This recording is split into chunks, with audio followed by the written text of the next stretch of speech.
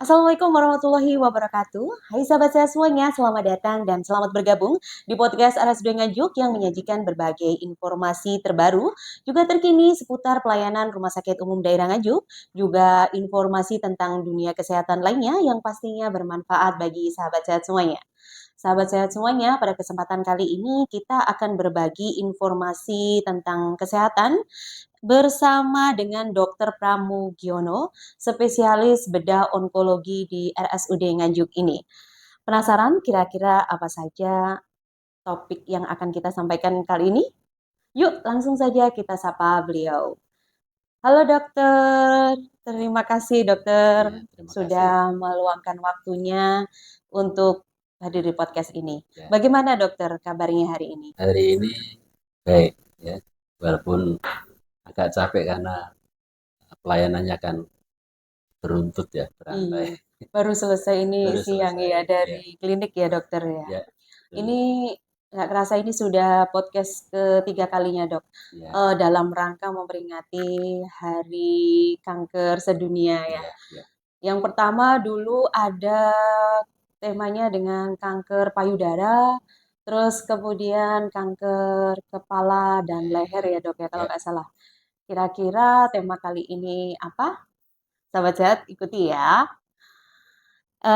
Sahabat sehat, kalau mungkin mau mencari informasi juga tentang kanker payudara dan kanker kepala dan leher yang sudah berlalu, bisa diklik di YouTube channel Media Edukasi RSUD Kabupaten Nganjuk. Nanti bisa dicari kanker payudara dan juga kanker kepala dan leher bersama Dr. Pramugiono juga.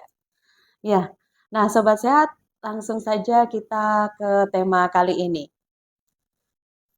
Dokter, kira-kira kali ini untuk memperingati Hari Kanker Sedunia, kira-kira kali ini podcast kita temanya apa ya dok ya? Ya, yang jelas masih seputar kanker ya. Kanker Cuma ya dok ya? sekarang kan apa, yang sering dialami masyarakat adalah adanya benjolan-benjolan di leher. Jadi untuk Hmm, kali ini kita mengangkat eh, kanker tiroid ya, kanker tiroid ya atau dok ya? Kira-kira bisa didefinisikan dok, kanker tiroid itu sendiri seperti apa atau apa seperti itu dok? ya, ya kalau kanker tiroid ya kanker dari kelenjar tiroid gitu ya. Kelenjar tiroid. Nah, kelenjar tiroid itu apa? Kelenjar yang berada di leher ya, yang nanti mengeluarkan hormon tiroid ya. Dan hormon tiroid itu sendiri kan normalnya berfungsi untuk mengatur metabolisme tubuh ya, mengatur kerja organ-organ tubuh ya. Pada kondisi yang tidak normal, hormon tiroidnya besar, meningkat, tubuh bekerja ekstra keras sehingga menimbulkan gejala hipertiroid.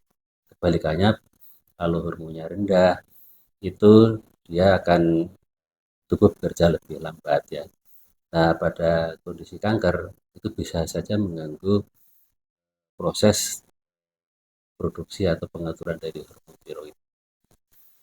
Jadi organ yang terganggu adalah tiroid Hmm. ya. Lalu kalau dimaksud kanker tiroid, Ya, berarti ini kankernya itu menyerang atau ada cairan di situ atau menyerang kelenjarnya atau seperti apa dok ya, kalau kanker tiroid ya yang sendiri? jelas ya kelenjar tiroidnya yang tadinya selnya normal berubah menjadi sel kanker. Nanti dengan segala akibatnya, akibat perubahan dari sel tiroid normal menjadi sel kanker. Yang mengganggu juga fungsinya dari kelenjar itu sendiri ya dok ya, Ya, kelenjar tiroid itu yang ya. Jadi kalau ada kanker tiroid itu ada paling tidak dua gangguan. Satu gangguan anatomi, misalkan terjadi pembesaran, pendesakan, terus mungkin tersumbatnya saluran napas, mungkin gangguan suara, ya itu kan karena besarnya tumor. Tapi hmm, bisa juga terganggu karena fungsi tiroidnya yang tadinya menghasilkan hormon tiroid yang normal menjadi berkurang karena sebagian sel kanker berubah. Sebagian sel normal dari tiroid berubah menjadi sel kanker.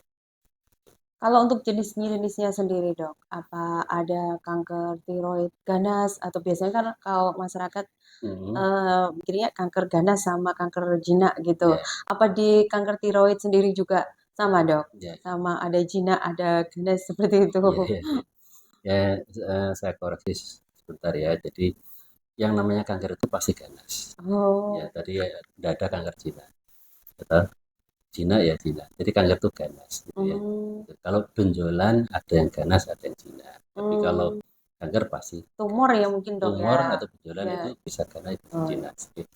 Jadi pada kelenjar tiroid itu banyak sebenarnya banyak tipe-tipe kankernya ya. Namun sebagian besar kita mengelompokkan menjadi kanker yang berdiferensiasi baik. Berdiferensiasi yang baik itu artinya ya jenis kankernya itu dia masih menyerupai sel kanker gitu. Kemudian ada yang diferensiasi moderat, ya, jenis selnya sudah berubah agak tidak menyerupai lagi, tetapi masih bisa diidentifikasi kalau itu adalah selnya. Kemudian ada yang depresi buruk itu yang sudah betul-betul sudah tidak mirip dengan sel tiroid.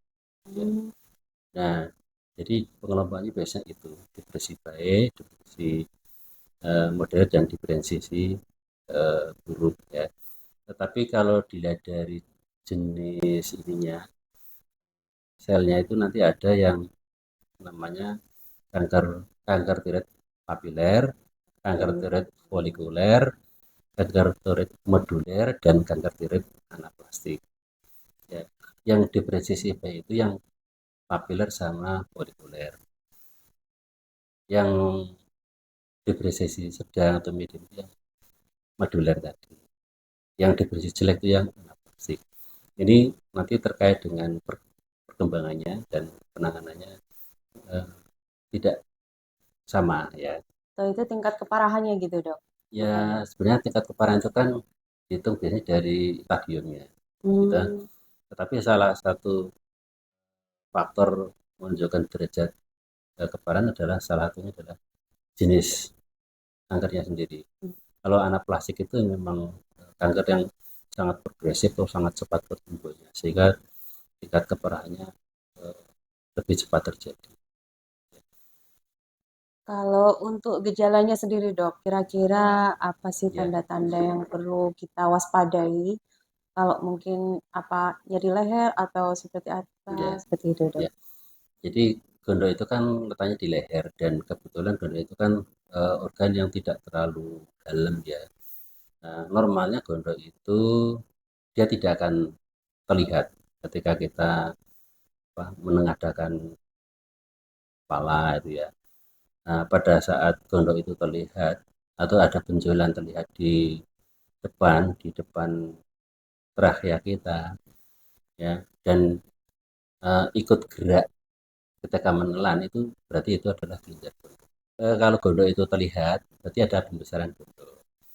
Nah, nanti tinggal ditentukan itu pembesaran gondok yang ganas atau tidak. Kalau pembesaran gondok yang ganas nanti ciri-cirinya antara lain pertumbuhannya cepat gitu toh. Kedua benjolannya sangat keras ya, benjol-benjol ya. Kemudian bisa terjadi gangguan suara karena Hmm. saraf yang mengatur suara ketika suara itu melewati tepi dari kelenjar gondok dan kalau itu nanti sarafnya itu terjepit bisa menimbulkan serak. Jadi ciri-cirinya ya ada pembesaran gondok yang kelihatan dari depan ya, kalau itu besar, tetapi kadang-kadang benjolannya kecil tapi memang sudah kanker gitu. Hmm. Jadi tidak selalu yang besar itu mesti kanker, tetapi yang kecil juga bisa ternyata kanker. Makanya Hmm. nanti penentuan ganas tidaknya itu bukan dari klinis, tapi dari pemeriksaan jaringan atau histopatologis. Ya.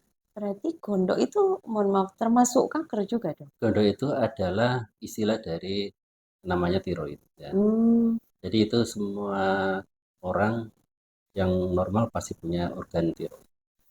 Nah, kita mengusulkan gondok ya. Kalau gondok yang membesar namanya struma, gitu. Nah, nanti ada pembesaran yang sifatnya ganas, yaitu yang namanya baru kanker tiroid. Kalau yang Cina ya enggak, Oh ya, ya. kalau kan selama ini saya pahamnya itu kalau yang di depan itu gondok, kalau yang eh, kanker tiroid itu ada di samping gitu dok, Enggak, saya kira. itu organ yang sama, tinggal jenis selnya, Hmm, satunya Cina, satunya. berarti bisa di samping, di leher samping atau mungkin di leher depan gitu, Ya, bisa di bisa leher nggak ya tidak dok? persis depan. Kalau persis depan kan trachea Iya. atau tenggorokan ya. Di kanan kirinya. Hmm, Kanan kirinya, tetapi nanti ada memang bagian dari tiroid yang memang menghubungkan kanan kiri. Itu yang namanya ismus itu di depan. Kadang benjolan itu bisa juga muncul dari bagian yang menghubungkan tadi yang tengah itu, sehingga seolah-olah di depan. Tapi iya, kebanyakan seolah-olah itu terlihat dari depan gitu kanan dok. kiri ya. Kalau saya lihat orang Ya, yang sudah sepuh kan kadang ya. dibiarkan gitu loh dok, saya Ya, nggak tahu. ya memang secara awam itu mengatakan di depan, tapi kalau secara medis itu lebih detail lagi, tidak Ternyata di murni depan, samping. tapi ya agak ke samping dari Hmm. tenggorok, ya. Dan ciri awal dari tiroid adalah dia ikut gerak. Oh, ikut gerak Iya, gitu. Kalau kalau kita bergerak, ikut bergerak gitu ya ya, itu Dok. ciri awal. Tapi nanti kalau sudah membesar, sudah mengalami apa namanya eh, penyebaran perlengketan, ya dia tidak selalu ikut gerak tangan.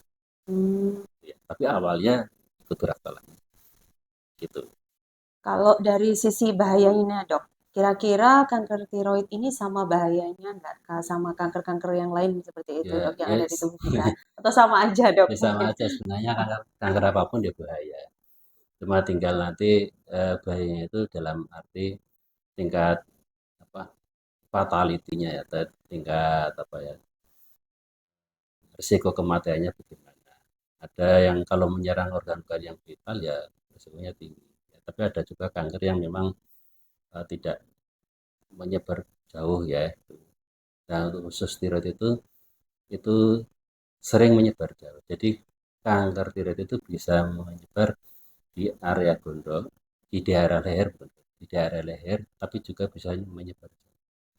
Kalau Hmm. yang di daerah leher, kalau dia nanti mengobstruksi atau menyumbat saluran napas ya bahaya juga.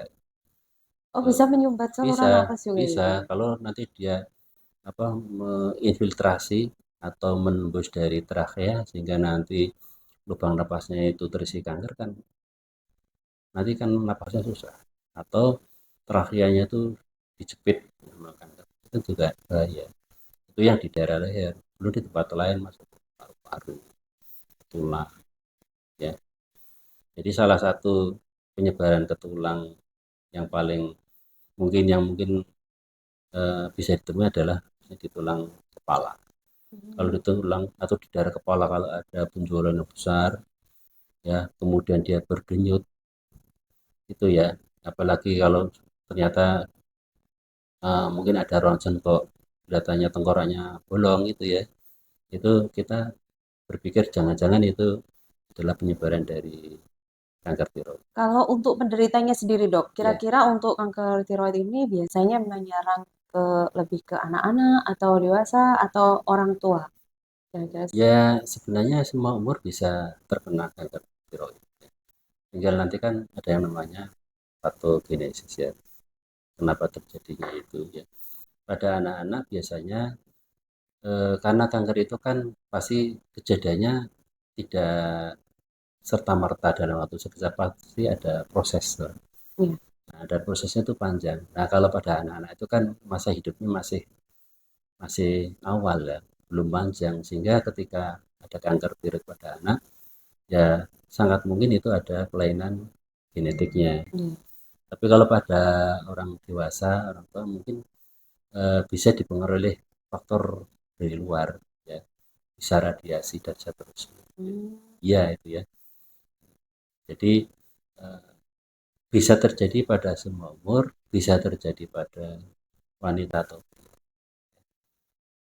Oh, itu bukan dari makanan gitu ya, Dok? eh, Kayak kekurangan apa gitu atau ya bukan?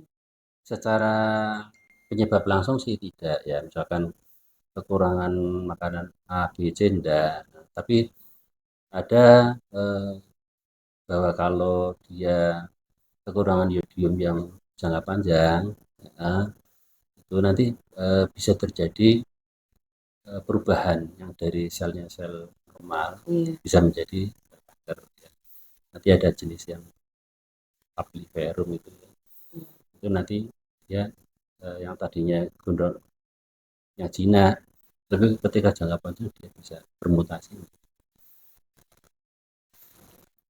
Kalau misalkan ada seseorang atau mungkin sobat saya di luar sana Hmm. mengalami apa ciri-ciri yang mungkin disebutkan seperti dokter tadi, Hmm. kira-kira apa hal pertama yang harus dilakukan, Dok? Apa harus melakukan pemeriksaan apa atau harus bagaimana dulu kira-kira memastikan Ya, sendiri dulu atau langsung periksa aja dulu gitu, Dok? ya pertama ya yang jelas harus periksa ke dokter yang tepat, gitu. Dokter yang tepat itu berarti dokter yang sesuai kemampuannya, gitu. Kedua nanti periksa ke tempat yang fasilitasnya itu juga eh, memadai, gitu ya. Yang penting nanti pasien itu berusaha mengingat kembali proses perjalanan penyakitnya, karena itu nanti akan menentukan arah diagnosisnya. Gitu. Itu kedua nanti ke dokter, karena ini kan eh, tiroid itu kan organ atau bagian tubuh yang padat bukan cair, sehingga kelainan dari tumor atau organ padat ya mestinya ke dokter bedah yang mengkhususkan berkecimpung dalam kanker, ya, karena ini kan ada kelainan bentuk, tidak hanya fungsi terutama bentuknya, ya bentuk apa itu ya tadi morfologi atau eh, penampilan sel dan sifat-sifatnya itu, ya. Sehingga harus dilakukan tindakan-tindakan yang pasti akan melibatkan unsur pembedahan. Sarannya ya ke dokter bedah yang spesifikasinya ke kanker atau Langsung bedah ya. onkologi, ya.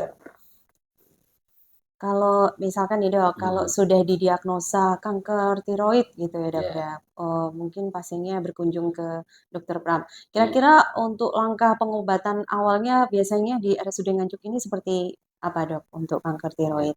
Ya, langkah yang paling penting adalah penegakan diagnosis. Jadi kita tidak bisa merencanakan suatu terapi kalau diagnosisnya sendiri tidak tegak, ya. Jadi terapi itu nanti akan menyesuaikan sesuai dengan diagnosis. Nah, untuk penegakan diagnosis itu nanti banyak langkah-langkah yang harus disiapkan, ya.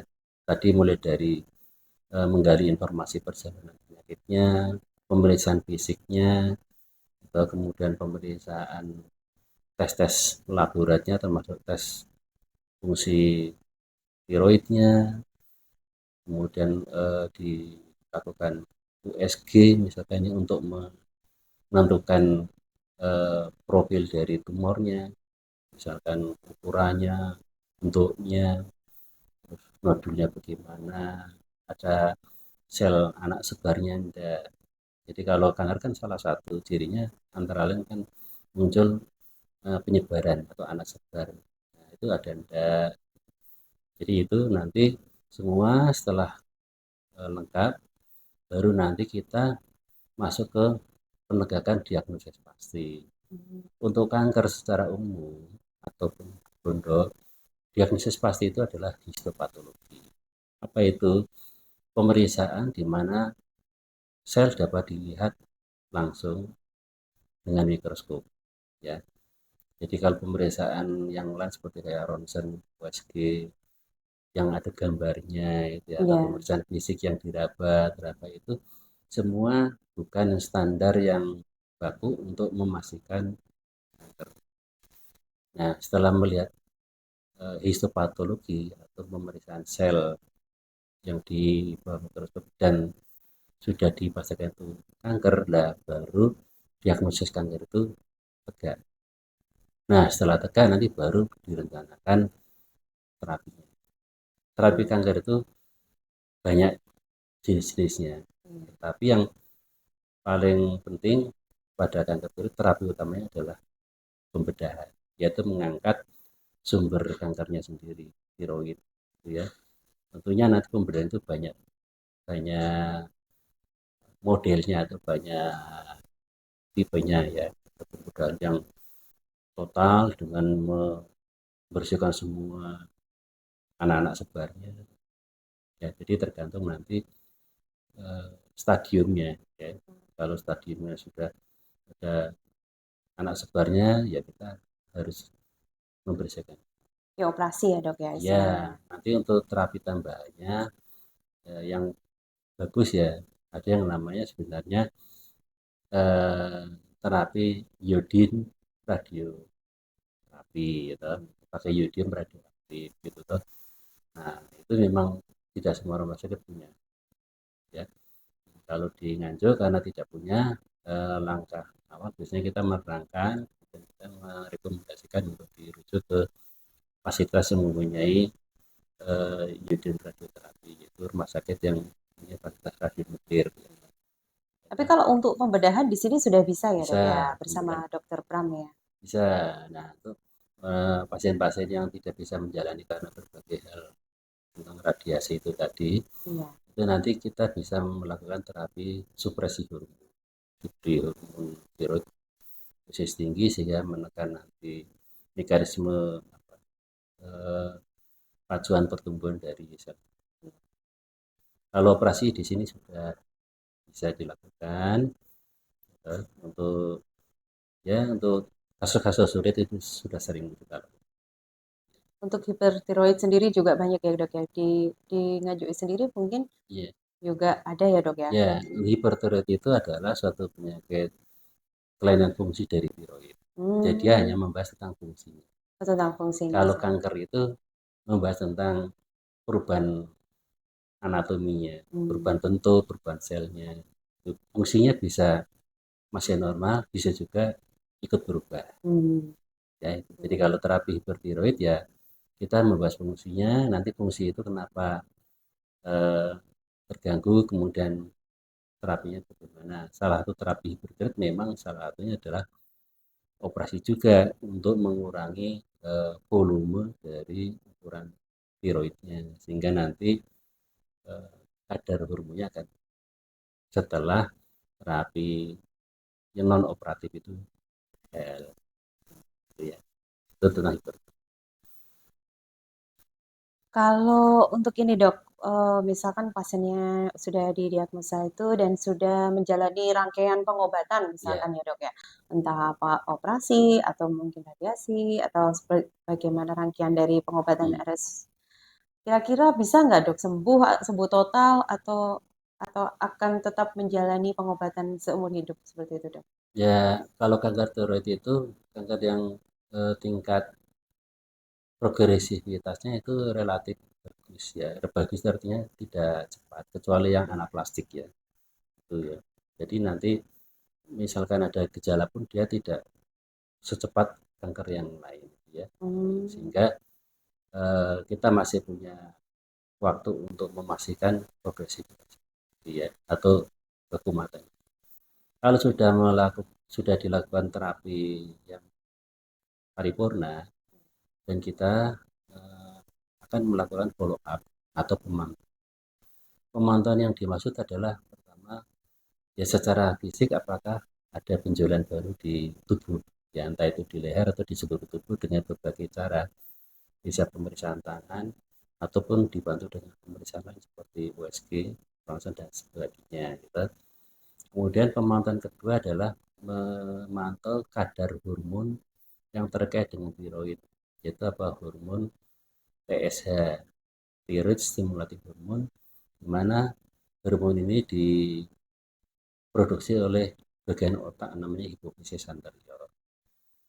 Nah, kan di bagian otak kan tidak diapa-apakan, artinya pabrik TSH itu tetap masih utuh. Nah, tinggal produksi TSH oleh hipofisis anterior itu nanti dipengaruhi oleh kadar hormon tiroid di dalam darah. Kalau kadarnya tiroid dalam darah itu nanti menurun, nah dia akan mengirimkan sinyal ke hipofisis untuk mengeluarkan TSH lebih tinggi. Nah, T sel B tinggi dia nanti akan memerintahkan sel tiroid kalau masih ada untuk memproduksi hormon tiroid karena tadi udah diberitahu kadarnya menurun gitu ya. Sehingga akhirnya tubuh kembali ke pulih ke kadar normal. Itu pada kondisi normal. Nah, pada kondisi kanker, kalau yang diperintah sel kanker gimana? Ya namanya jadi sel kankernya tumbuh. Akhirnya dia membesar. Ya, nah sel tiroid itu mempunyai satu marker atau penanda yang tidak dipunyai oleh sel tubuh yang lain. Namanya tiroglobulin. Jadi tiroglobulin itu hanya diproduksi oleh sel tiroid, yaitu sel kanker maupun sel.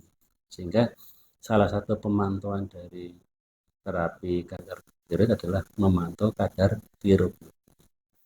Kalau tiroglobulinnya itu tinggi, berarti pertanda bahwa di dalam tubuhnya itu sel tiroidnya masih ada atau banyak, baik itu sel normal atau sel kanker. Nah, sehingga kalau pemantauannya tinggi ya kita harus melacak di mana ini tingginya. Memang melacaknya susah ya. USG tidak selalu bisa. Ya, yang paling mudah, paling bagus adalah pemeriksaan dengan sidik tiroid ya di rumah sakit yang mempunyai fasilitas radionuklir itu ya. Itu dari kalau di RSUD Nganjuk pemantauannya ya lewat pemeriksaan klinis, kemudian pemeriksaan hormon tiroid stimulating hormon TSH, kemudian hormon tiroid sendiri, EPA, ketiga, kemudian kita periksa tiroglobulinnya. Nah, kalau tiroglobulin itu rendah, itu artinya apa? Satu, mungkin di dalam tubuh sel kanker atau sel tiroidnya tidak ada. Itu yang kita harapkan. Tapi kadang sel kankernya sebenarnya ada banyak, tapi kalau rendah ternyata tubuh mempunyai antibodi terhadap tiroglobulin. Nah, itu juga harus diperiksa. Jadi ketika rendah kita jangan yakin dulu. Kalau antibodinya negatif dan tiroglobulinnya rendah, itu yang kita harapkan. Saya kira pemantauannya itu sama pemantauan mungkin dampak dari akibat penyebaran tiroid ke tulang, mungkin ada patah tulang, ke paru-paru dan seterusnya. Ya, Ternyata panjang ya dok ya ya untuk penanganannya selanjutnya. iya dan Iya. untuk kanker memang follow up-nya itu bisa sepanjang masa seumur hidup. Hmm. Nah, khusus untuk tiroid, kalau memang tiroidnya sudah diangkat, tubuh kan tidak punya kelenjar tiroid lagi. Ya, otomatis seumur hidup dia harus mendapatkan obat pengganti tiroid. Oh, Alias, konsumsi obat ya, itu ya dok ya, ya. alias minum obat hormon tiroid seumur hidup.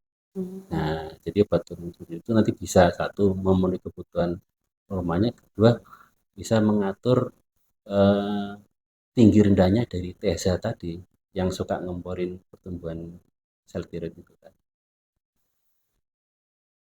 Baik dok, ini tadi kan sudah tentang ciri-ciri pertumbuhan zat kanker tiroid, Ya, jenis-jenisnya juga, dan juga cara pengobatannya. Lalu kemudian ini kira-kira bagaimana ya dok ya cara untuk pencegahannya biar untuk kanker tiroid sendiri? Apakah sebenarnya itu bisa dihindari dengan pola hidup sehat atau seperti apa dok? ya, yang pasti ya semua penyakit kalau pola hidupnya sehat pasti Masih akan ya dok ya. terurus ya. Tiroid itu kan memang suatu organ yang memang metabolisme atau memerlukan mengelola tentang yodium ya. Yodium dari mana? Ya dari sumber makanan, ya, dari obat-obatan yang mengandung yodium ya. Jadi ketika kita kekurangan yodium, ya sebaiknya segera dipenuhi. Karena Hmm. tadi kekurangan yodium yang kronis itu bisa merubah yang tadinya sel tiroidnya normal bisa bermutasi menjadi Oh kanker. berarti kalau kata-kata orang dulu nanti kekurangan jodium gondoeng gitu, Ya, ya itu benar ya dok? gondok ini Hmm. gondok itu artinya bahasa alamnya itu tiroidnya memang besar. Hmm. Nah, kalau gondok yang jinak memang jangka lama tidak terjadi apa-apa. Begitu dia berubah menjadi ganas, langsung Berarti memang untuk kekurangan yodium itu bisa menyebabkan gondo itu dalam tadi. jangka waktu yang lama Oh, ya. dalam Kalau jangka jangka waktu waktu yang yang lama. pendek Iya. itu ya. Samping itu ada makanan-makanan yang dikatakan dia itu semacam memprovokasi terjadi eh, korban ini sel kanker itu tadi. Iya. Seperti kayak makanan kasava ya, kasava itu apa ya, ketelaan, tela apa ya, umbi-umbi gitu ya. Umbi-umbian. Ya, tapi tidak semua umbi kayu kayu dan nah, itu pun kan kalau makanannya sebagai kebiasaan makan sehari-hari. Kalau hanya selingan kayak kita camilan, Oh, itu juga menyebabkan ya, Dok? iya tapi dalam Sedikit jangka sekali waktu yang yang lama. lama karena mungkin konsumsinya itu ya. Tapi kalau kita hanya sekedar untuk Sekali. makanan selingan ya Iya. tidak sampai gitulah. Produk-produk laut itu rumput laut katanya juga ada yang bisa menyebabkan ya. Tapi sekali lagi eh, kanker itu sebagian besar itu memang eh, penyebabnya itu tidak bisa dipastikan. Jadi pas. Ya, itu bisa diselidiki mutasinya, mutasi itu perubahan sel kankernya itu. Gondok salah satunya juga bisa berasal dari radiasi, misalkan bom nuklir atau radioaktif yang bocor. Bisa. Tapi kan kita di Indonesia kan radiasinya paling ya radiasi dari alam ya, sinar matahari. Kita kalau radiasi dari fasilitas nuklir tidak. Radiasi ya, Dok ya. Radiasi dari kita misalkan ronsen karena penyakit tertentu rasa khawatir itu tidak menyebabkan penyakit akibat radiasi. Hmm. Takut di ronsen berulang-ulang enggak. Itu sudah terukur dosisnya sih, tidak berbahaya. Ya, untuk kanker apapun ya. Ya. Ya, ada satu lagi nih, Dok. Ini mitos atau fakta. Nah, Katanya kalau kanker tiroid itu hanya menyerang wanita. Itu benar nggak sih, Dok? ya tadi bisa menyerang semua jenis kelamin. Oh, semua ya, Dok Ya, ya. ya berarti Berarti apa? Ya wanita iya, tapi tidak sepenuhnya salah. Tidak sepenuhnya betul ya berarti itu mitos saja. mitos saja ya, Dok ya. Iyalah. Terakhir ini, Dok. Kira-kira apa yang bisa disampaikan untuk sahabat sehat di sana, Dok? Ya, Atau ya, mungkin mm, pesannya, atau mungkin kesimpulannya, seperti itu. ya karena kanker itu memang proses terjadinya itu butuh waktu, sehingga kita memang harus aware atau memperhatikan tubuh kita. Gitu. Kalau ada sesuatu yang tidak normal, penyakit apapun, khususnya kanker itu segera periksa. Ya, nomor satu. Nomor dua, kanker itu kan juga penyebabnya tidak selalu bisa dipastikan, sehingga Tidak bisa ada yang dipastikan. namanya faktor risiko. Faktor risiko itulah yang bisa kita kendalikan. Nah, seperti kanker payudara, kanker gondok, faktor risikonya apa? Misalkan karena kekurangan yodium kronis, ya udah kita berarti bagaimana hidup kita Bisa memerlukan memenuhi. yodium, pakai garam dapurnya bagaimana, atau jenis konsumnya bagaimana, ya. Dan eh, ya kita harus selalu memperhatikan korban tubuh. Ketika terjadi sesuatu, misalkan di leher, belum, kok lehernya membesar, udah saya takut dulu, jangan-jangan ini kanker. Enggak, belum tentu. Ya. Belum tentu hidup. Apalagi ada kondisi fisiologi atau kondisi normal di mana gondoknya membesar, tapi itu bukan penyakit kanker.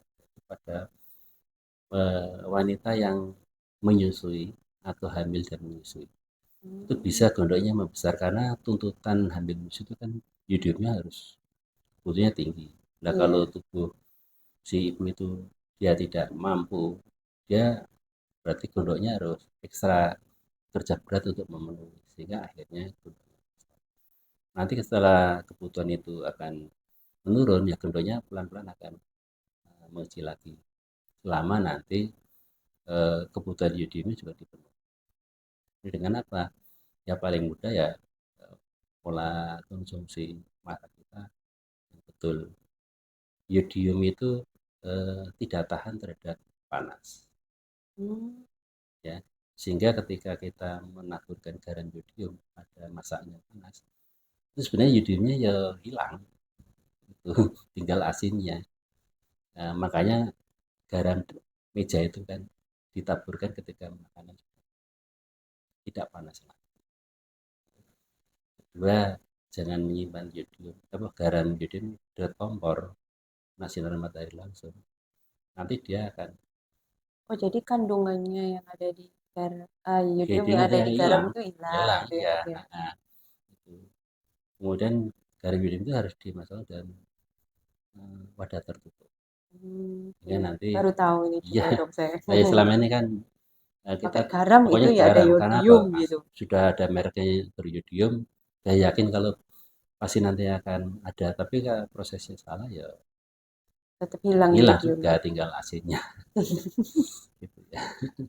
Ya, itu aja, Dok ya.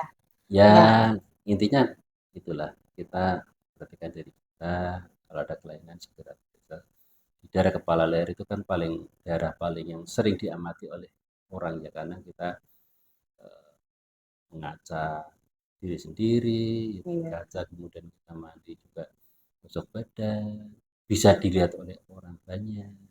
Sehingga akhirnya kelainan-kelainan yang di kepala leher itu lebih sering apa, Notice di orang mungkin, tidak Dok. di ya, dikenal lebih awal dibanding dengan bagian Terlihat. tubuh yang memang terbungkus baju atau diletaknya memang betul-betul di dalam badan itu kan Hmm. besar. Ya, paling mudah itu dok. Ya, Ya, baik sudah cukup dokter. Terima ya, itu kasih ya. ya atas informasinya pada kesempatan kali ini. Semoga bisa berjumpa lagi Ya, di lain waktu, lain kesempatan dengan tema yang baru ya, Dok ya. ya, terima Ya, kasih. baik sahabat saya semuanya, itu tadi informasi kesehatan yang bisa kita sampaikan. Semoga bermanfaat untuk sahabat sehat dimanapun berada. Jangan lupa klik like, komen, dan subscribe di YouTube channel Media Edukasi Rumah Sakit Kabupaten Nganjuk. Wassalamualaikum warahmatullahi wabarakatuh. RSUD Waalaikumsalam warahmatullahi wabarakatuh. Nganjuk, yes I care.